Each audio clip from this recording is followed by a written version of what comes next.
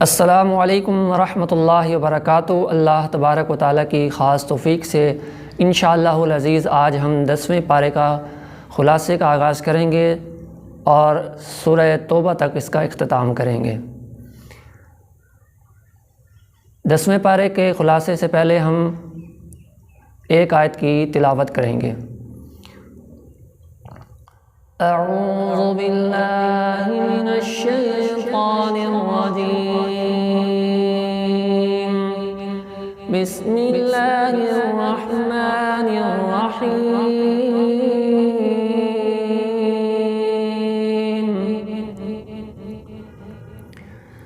وَاعْلَمُوا أَنَّمَا غَنِمْتُم مِّن شَيْءٍ فَأَنَّ لِلَّهِ خُمُسَهُ وَلِلرَّسُولِ وَلِذِي الْقُرْبَى وَالْيَتَامَى وَالْمَسَاكِينِ وَابْنِ السَّبِيلِ إِن كُنتُمْ آمنتم بِاللَّهِ وَمَا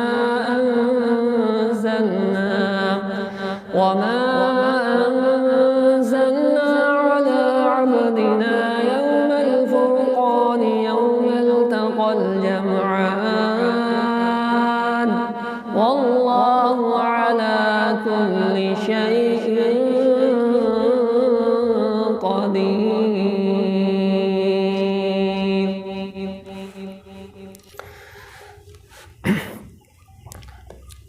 الحمد للہ والصلاة والسلام على رسول اللہ، اما بعد، فاعوذ باللہ السمیع العلیم من الشیطان الرجیم، بسم اللہ الرحمن الرحیم، واعلموا انما غنمتم من شیء فان للہ خمسہ وللرسول ولذی القربى۔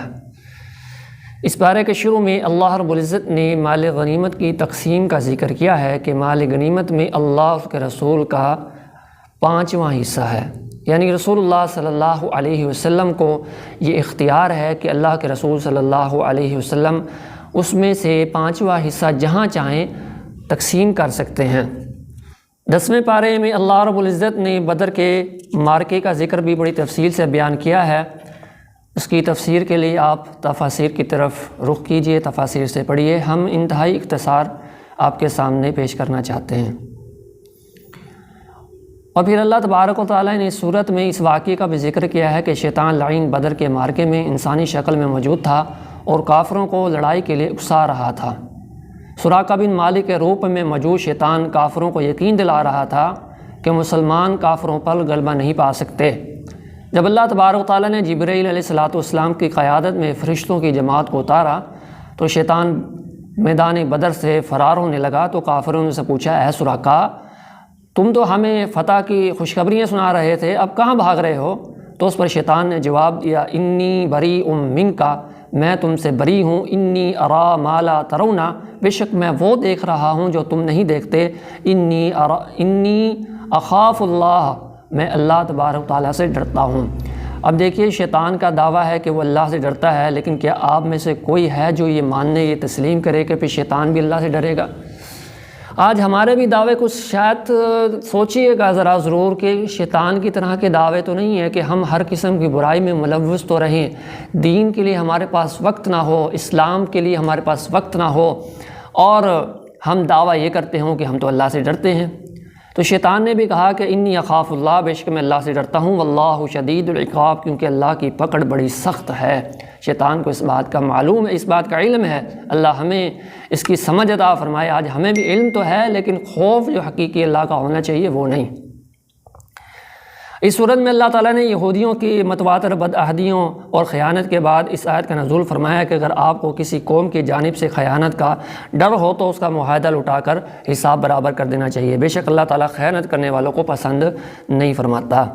یہودیوں نے مسلمانوں سے اس بات کا عہد کیا تھا کہ نہ تو کافروں کے ساتھ مل کر مسلمانوں سے جنگ کریں گے اور نہ کافروں کا ساتھ دیں گے، لیکن یہودیوں نے اس عہد کی خلاف ورزی کی اور کفار کی ہتھیاروں کی فراہمی کے لیے مدد کی۔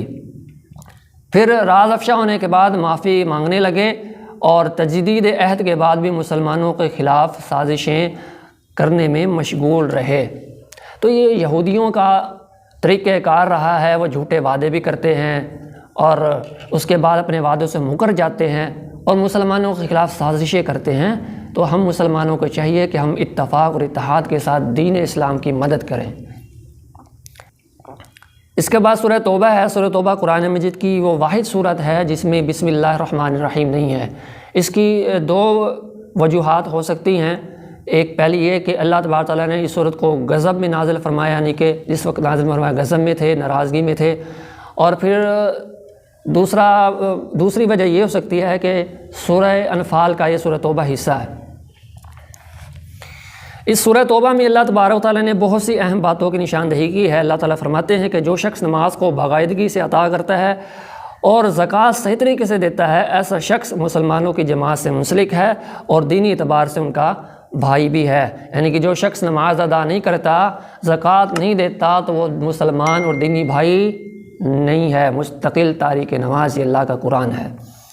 اس صورت میں اللہ تعالیٰ نے یہ بھی ارشاد فرمایا کہ بعض کافر اس بات پر اتراتے تھے کہ ہم حرم کی صفائی کرتے ہیں، حاجیوں کو ستو پلاتے ہیں، تو اللہ تعالیٰ نے فرمایا کہ حرم اور حاجیوں کی خدمت سے کہیں زیادہ بہتر اللہ تبارک و تعالیٰ کی ذات پر ایمان لانا ہے۔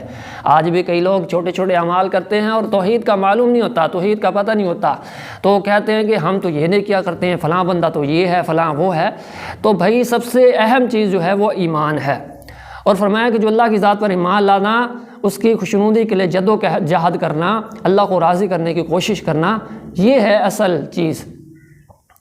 اور اس بارے میں اللہ تعالیٰ نے مسلمانوں کو تنبیہ کرتے ہوئے کہا ہے کہ اگر تمہارے باپ، تمہارے بیٹے، قل ان کان آباؤکم وابناؤکم واخوانکم وازواجکم وعشیرتکم واموال اقترفتموها وتجارۃ تخشون کسادها ومساکن ترضونها احب الیکم من اللہ ورسولہ وجہاد فی سبیلہ فتربصوا حتی یأتی اللہ بامرہ واللہ لا یہدی القوم الفاسقین۔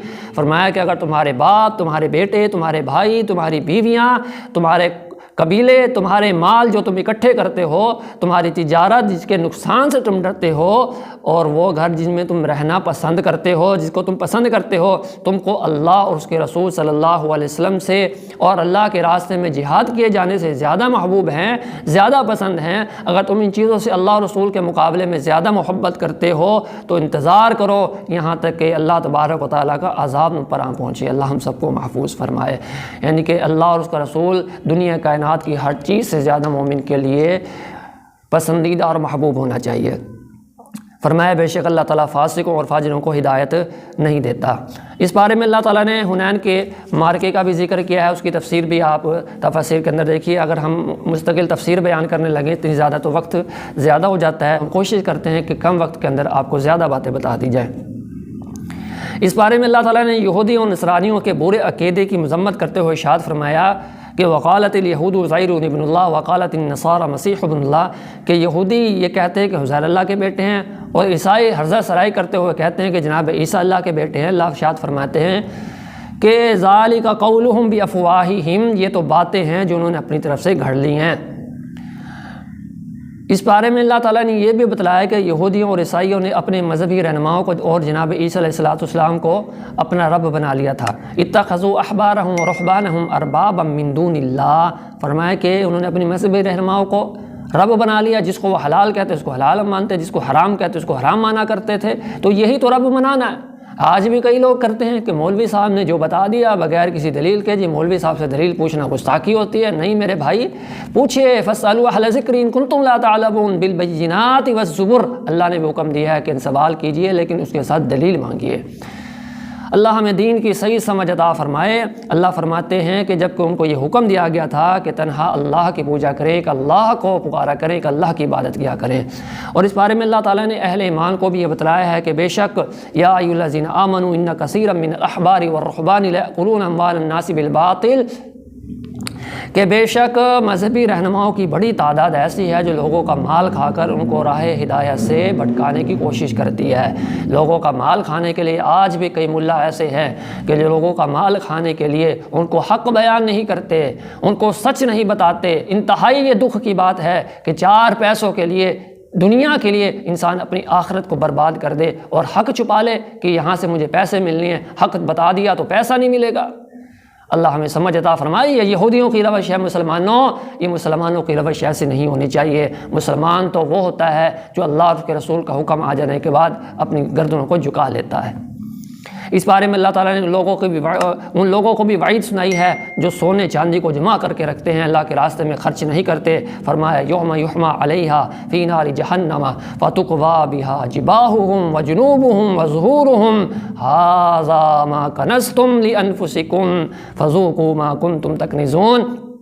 کا قیامت کے دن سونے اور چاندی کو آگ میں پگھلانے کے بعد ان کی پیشانیوں کو، پہلوؤں کو اور پشتوں کو داغا جائے گا اور کہا جائے گا ھذا ما کنزتم لانفسکم، یہ ہے تمہارا سونا چاندی، یہ اس چیز کے سبق فذوقوا ما کنتم تکنزون، اس چیز کے سبق جو تم اکٹھا کر کے رکھتے تھے، اب مزہ چکھو اس کا۔ اللہ ہمیں محفوظ فرمائے۔ اللہ نے اگر دیا ہے تو اس کی زکوٰۃ نکالیے اور صحیح معنوں میں دل کے ساتھ، نیت کے ساتھ زکوٰۃ نکالیے۔ اس بارے میں اللہ تعالیٰ نے حبیب کبریہ علیہ السلام کو مخاطب ہو کر کہا ہے کہ آپ صلی اللہ علیہ وسلم اعلان کر دیں کہ جو کچھ بھی مصیبت ہم کو آتی ہے ہماری تقدیر کی وجہ سے آتی ہے، اللہ ہمارا مولا ہے اور اسی پر مومنوں کا اعتماد اور یقین ہونا چاہیے۔ گویا ہماری زندگی کے تمام نقصانات اللہ کے حکم سے ہوتے ہیں اور ہمیں اللہ تعالیٰ کی ذات پر مکمل بھروسہ ہونا چاہیے کہ یہ پیر فقیر یہ کچھ نہیں بگاڑ سکتے، پوری دنیا کچھ نہیں بگاڑ سکتی جب تک کہ اللہ کی رضا نہ ہو۔ تو یہ اللہ کی رضا شامل حال ہوتی ہے تب ہی کوئی ہمیں نقصان پہنچا سکتا ہے۔ پھر اس بارے میں اللہ تعالیٰ نے مصارف زکوٰۃ کا بھی ذکر کیا ہے کہ زکوٰۃ کے 8 مصارف ہیں، اس پر خرچ کرو۔ فقیروں کا اس پر حق ہے، مساکین کا زکوٰۃ پر حق ہے، اور جو لوگ زکوٰۃ اکٹھی کرتے ہیں ان کا اس زکوٰۃ پر حق ہے۔ اور اسلام کے بارے میں جو نرم گوشہ رکھتے ہیں، اسلام کے بارے میں نرم گوشہ رکھنے والوں کے بھی اس کے اوپر حق ہے، لیکن یاد رکھیے نرم گوشہ اسلام کے بارے میں رکھنے والے ٹھیک ہے، لیکن ان کے عقیدے بگڑے ہوئے نہ ہو، توحید درست ہو۔ اور قیدی کا اس پر حق ہے، اور جو لوگ قرض کے نیچے دبے ہوئے ہوں وہ زکوٰۃ کے مستحق ہیں۔ اس طرح مسافر، بھٹکا ہوا مسافر ہے، اس کے پاس زیادہ راہ نہیں ہے، تو اس وقت وہ بھی زکوٰۃ کا مستحق ہے اور اللہ کے راستے میں اس کو خرچ کرنا چاہیے۔ اس بارے میں اللہ تعالیٰ نے کہا ہے کہ منافق مرد اور عورت ایک دوسرے میں سے ہیں، یعنی یہ بعضہم بعض، یہ ایک دوسرے کے ہیں اور ایک دوسرے کو یہ برائی کی دعوت دیتے ہیں، جبکہ مومن مرد اور عورتیں یہ ایک دوسرے کے مددگار ہوتے ہیں۔ یعنی کہ مومن مرد اور عورتیں جو ہوتے ہیں وہ آپس میں ایک دوسرے کو تأمرون بالمعروف وتنہون عن المنکر، وہ نیکی کا حکم دیتے ہیں، برائی سے روکتے ہیں۔ اور جبکہ جو منافق ہوتے ہیں ان کی عادت ہے کہ وہ برائی کے اوپر ہی لگاتے ہیں، لوگوں کو برائی میں ملوث کرتے ہیں، خود بھی گانے سننے ہیں، پورے محلے کو بھی سنانے ہیں، خود بھی بدعات میں شرکت کرنی ہے، ساتھ میں دوسروں کو بھی اس بات میں مجبور کرنا ہے کہ وہ بھی بدعات میں شرکت کریں۔ یہ منافقوں کی روش ہے۔ مسلمانوں تمہاری روش یہ نہیں ہونی چاہیے۔ اس بارے میں اللہ تعالیٰ نے بعض منافقین کے اعمال کا ذکر کیا ہے کہ انہوں نے اللہ سے وعدہ کیا کہ اگر اللہ ہمیں مال دے گا تو ہم اس کے راستے میں خرچ کریں گے۔ جب اللہ نے ان کو مال دے دیا تو وہ غفل کرنا شروع ہو گئے۔ اللہ فرماتے ہیں کہ ہم نے ایسے لوگوں کے دلوں میں نفاق کو لکھ دیا ہے اس دن تک جب تک کہ ان کی اللہ کے ساتھ ملاقات نہیں ہو جاتی۔ اس صورت میں اللہ تعالیٰ نے اس امر کا بھی ذکر کیا ہے کہ عبداللہ بن ابی جو رسول اللہ صلی اللہ علیہ وسلم کا بدترین دشمن تھا، جب اس کی موت واقع ہوئی تو رسول اللہ صلی اللہ علیہ وسلم اس کا جنازہ پڑھانے کے لیے کھڑے ہو گئے تو حضرت عمر بن خطاب رضی اللہ تعالیٰ عنہ بار بار عرض کرتے رہے کہ اللہ کے رسول صلی اللہ علیہ وسلم یہ تو منافق تھا، منافقوں کا باپ تھا، اس کا تو جنازہ نہ پڑھائیے۔ اللہ کے نبی صلی اللہ علیہ وسلم نے فرمایا کہ اے عمر رضی اللہ تعالیٰ عنہ، اگر میرے جنازہ پڑھانے سے میرا رب اس کو معاف کر دیتا ہے تو مجھے کیا فرق پڑتا ہے۔ اللہ اکبر۔ نبی کریم صلی اللہ علیہ وسلم کی نرم گوشی دیکھیے، آپ کا نرم رویہ دیکھیے۔ آپ جنازہ پڑھانے لگے تو اللہ تبارک و تعالیٰ نے آپ پر وحی کا نزول فرما دیا، فرمایا استغفر لہم او لا تستغفر لہم ان تستغفر لہم 70 مرۃ فلن یغفر اللہ لہم، کہ اے میرے پیغمبر صلی اللہ علیہ وسلم اگر آپ اس کے لیے 70 مرتبہ بھی اللہ سے دعا مانگیں گے نا، 70 مرتبہ بھی اللہ تبارک تعالیٰ سے اس منافق کے لیے بخشش کی دعا کریں گے تو اللہ تبارک و تعالیٰ پھر بھی معاف نہیں فرمائے گا۔ ایسی سزا ہے اس منافق کی کہ پیغمبر علیہ السلام امام الانبیاء ہو کر بھی اگر منافق کے لیے دعا مانگتے ہیں تو اللہ تبارک و تعالیٰ فوراً وحی نازل فرما دیتے ہیں کہ اگر 70 مرتبہ 70 مرتبہ بھی اس کے لیے اگر آپ مغفرت کی دعا مانگے تو اللہ اس کو معاف نہیں کرے گا۔ یہاں پر لوگ کہتے ہیں کہ اللہ کے نبی صلی اللہ علیہ وسلم قیامت کے دن بخشوا لیں گے، نبی کی باتوں کو جھٹلا کر، نبی کی باتوں کا انکار کر کے، نبی کی نافرمانیاں کر کے، نبی کی تعلیمات کو پشے پشت ڈال کے، اور پھر کہتا ہے کہ میرے نبی مجھے بخشوا لیں گے۔ ارے لوگوں سن لو، اس وقت تک اللہ کے نبی صلی اللہ علیہ وسلم بھی آپ کے حق میں سفارش نہیں کریں گے جب تک کہ آپ اللہ کے نبی صلی اللہ علیہ وسلم سے صحیح معنوں میں محبت نہ کریں، آپ کے حکموں کے اوپر نہ چلیں۔ اس پر رسول اللہ صلی اللہ علیہ وسلم نے کہا کہ اگر مجھے علم ہوتا اللہ میرے 71 مرتبہ دعا کرنے کی وجہ سے اس کو معاف کر دے گا تو میں اللہ سے 71 مرتبہ دعا کرتا۔ اللہ اکبر۔ نبی کریم صلی اللہ علیہ وسلم کا نرم گوشہ تو دیکھیے کہ کس قدر آپ حریص تھے لوگوں کے جنت میں جانے کے لیے، اور آج امت کا حال یہ ہے کہ امت نبی کی باتوں پر دھیان نہیں دیتی، امت نبی صلی اللہ علیہ وسلم کی باتوں کو چھوڑ کر غیر نبیوں کی باتوں پر چلنے میں کامیابی سمجھتی ہے، لیکن نبی صلی اللہ علیہ وسلم اپنی امت کے لیے کس قدر پریشان ہوا کرتے تھے۔ اللہ ہمیں نبی صلی اللہ علیہ وسلم سے سچی محبت نصیب فرمائے۔ اس کے بعد ایک 11واں سپارہ ہے۔ 11ویں سپارے کے شروع میں اللہ تبارک تعالیٰ نے مہاجروں اور انصار صحابہ میں سے ایمان پر سبقت لے جانے والے صحابہ کا ذکر کیا ہے کہ اللہ ان سے راضی ہوا اور وہ اللہ سے راضی ہوئے، اور اللہ تعالیٰ ان کے لیے اللہ تبارک و تعالیٰ نے اپنی جنتوں کو تیار کیا ہے جن کے نیچے نہریں بہہ رہی ہوں گی، اور یہ بہت بڑا اجر ہے۔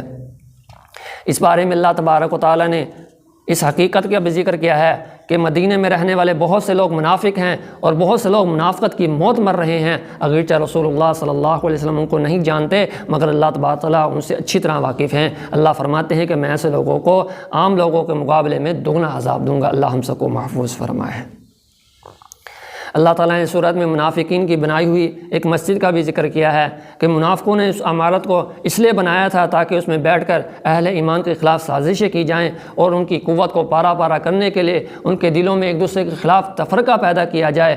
جب منافقین نے اس عمارت کو بنا لیا تو اس عمارت کو ایک سماجی اور مذہبی حیثیت دے دی، اور پھر اس کے بعد رسول اللہ صلی اللہ علیہ وسلم کو مدعو کیا کہ ہم نے جی ایک لوگوں کی خیر خواہی کے لیے مسجد بنائی ہے تاکہ اس کے اندر موسم کی شدت کی گرمی کی وجہ سے لوگ اس میں آئیں، وہاں پر کچھ آرام کریں، کوئی پانی وغیرہ پئیں۔ تو نبی کریم صلی اللہ علیہ وسلم کو انہوں نے جب دعوت دی تو اللہ کے نبی صلی اللہ علیہ وسلم اس وقت تبوک کے لیے روانہ ہو رہے تھے، آپ صلی اللہ علیہ وسلم نے اس لیے اس دعوت کو مؤخر کیا۔ اللہ کے نبی صلی اللہ علیہ وسلم مدینے سے کچھ فاصلے پر تھے، واپسی آ رہے تھے، تو اللہ تبارک و تعالیٰ نے اس موقع پر اس وحی کو نازل فرمایا کہ والذین اتخذوا مسجدا ضرارا وکفرا وتفریقا بین المؤمنین وارصادا لمن حارب اللہ ورسولہ من قبل وليحلفن ان اردنا الا الحسنى واللہ یشہد انہم لکاذبون، کہ وہ لوگ جنہوں نے اسلام کو نقصان پہنچانے، کفر کی باتیں کرنے اور مسلمانوں کے درمیان تفریق کو پیدا کرنے کے لیے ایک مسجد بنائی ہے تاکہ وہ ان لوگوں کے لیے ایک مرکز بنے جو پہلے سے ہی اللہ اور اس کے رسول صلی اللہ علیہ وسلم کی مخالفت کرتے ہیں۔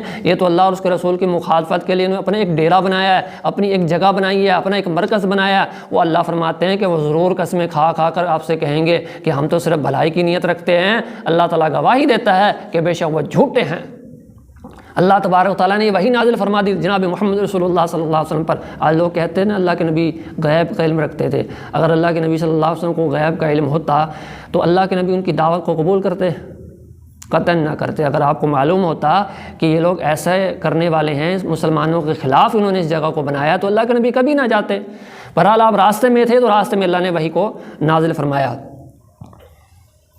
اس بارے میں اللہ تعالیٰ نے ان منافقین کا ذکر کیا ہے جو بغیر کسی سبق کے، بغیر کسی عذر کے جنگ تبوک میں شریک نہ ہوئے، اور اس صورت میں اللہ تعالیٰ نے ان 3 مومنوں کا بھی ذکر کیا ہے جو غزوہ تبوک میں کسی سستی کی وجہ سے پیچھے رہ گئے، اور سستی کی وجہ سے پیچھے رہ جانے والے اہل ایمان نے نبی کریم صلی اللہ علیہ وسلم کے پاس آ کر پھر اپنی غلطی کا اعتراف کیا۔ جب اللہ تعالیٰ نے منافقوں کے عذر کو قبول نہ کیا تو یہ 3 مومن بھی گھبرا گئے اور پریشان ہو گئے۔ اب اللہ تبارک و تعالیٰ ہمارے ساتھ کیا معاملہ کریں گے؟ ان کا ضمیر بوجھل تھا، دل صدمے سے دوچار تھا، اور یہ کسی نہ کسی طرح اپنی اس غلطی کا ازالہ کرنا چاہتے تھے۔ تو رسول اللہ صلی اللہ علیہ وسلم نے ان صحابہ کرام کے سماجی بائیکاٹ کا اعلان کر دیا۔ 40 روز تک یہ صحابہ کرام معاشرے سے کٹ کر زندگی بسر کرتے رہے، 40 سال معاشرے سے الگ رہے، سوائے گھر والوں کے ان سے کوئی رابطہ نہیں کر سکتا تھا، کوئی میل جول نہ کرتا تھا۔ 40 دن کے بعد رو کر اس کے بعد پھر حکم آیا تو یہ آیا، اللہ کے نبی نے فرمایا کہ اب ان کو ان کی بیویوں سے بھی الگ کر دو۔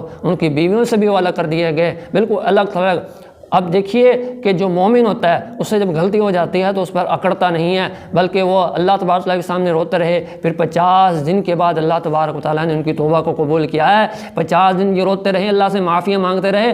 آج ہمارے جیسا کوئی ہوتا تو کہہ دیتا بھائی معافی مانگ مانگ کے تھک گئے ہیں، دعائیں کر کر کے تھک گئے ہیں، اللہ تو ہماری سنتا نہیں، ان کی موڑتا نہیں۔ نہیں میرے بھائیو، اللہ سے مانگتے رہیے، اللہ سے مانگتے رہیے۔ حدیث صحیح میں آتا ہے کہ اللہ تبارک و تعالیٰ مومن کی دعا کو کبھی رد نہیں کرواتے۔